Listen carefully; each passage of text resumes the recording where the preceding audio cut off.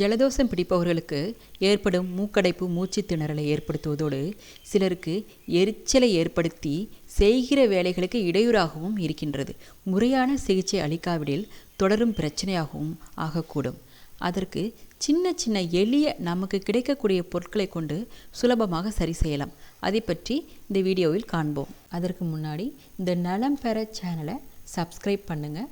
அருகில் உள்ள பெல் சிம்பலை அழுத்த மறந்துடாதீங்க. ஷேர் பண்ணுங்கள். ஆடாத்தோடா இலைத்துளிரை எடுத்து நீரில் சேர்த்து கொதிக்க வைத்து வடிகட்டி தேன் சேர்த்து பருகி வர நெஞ்சு சளி கரையும். அடுத்ததாக வைட்டமின் சி நெஞ்சு சளியை எதிர்த்து போராடும் தன்மை கொண்டது. ஆரஞ்சு மற்றும் எலுமிச்சையில் வைட்டமின் சி அதிகமாக உள்ளது. நெஞ்சு சளி இருக்கும் நேரத்தில் இந்த ஆரஞ்சு பழத்தையும் எலுமிச்சை பழத்தையும் அடிக்கடி எடுத்துக்கொண்டால் நெஞ்சு சளி குறையும். மிளகை தூளாக்கி வெல்லம் நெய் சேர்த்து பிசைந்து சாப்பிட சளி தொல்லை பறந்தே போய்விடும்.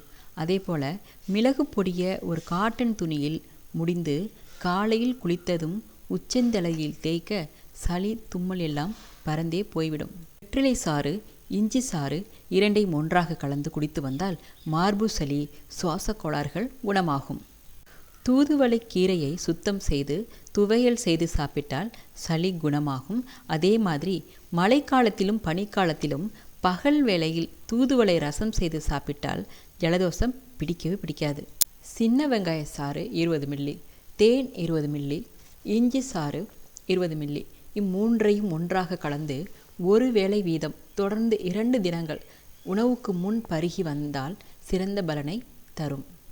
நன்றாக சளி பிடித்து கொண்டு மூக்கு ஒழுகத் தொடங்கினால் மிளகை நன்றாக எடுத்து தூள் ஆக்கி வைத்து கொண்டு தேனில் கலந்து 3 முறை ஒவ்வொரு நாளும் சாப்பிட்டு வர 2 நாளில் சளி சரியாக போய்விடும்.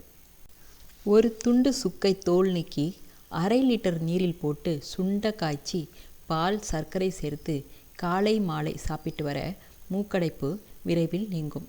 இந்த வீடியோவில் கூறப்பட்டவை உங்களுக்கு பயனுள்ளதாக இருக்கும் நம்புகிறேன். சப்ஸ்கிரைப் பண்ணுங்கள், ஷேர் பண்ணுங்கள். நன்றி.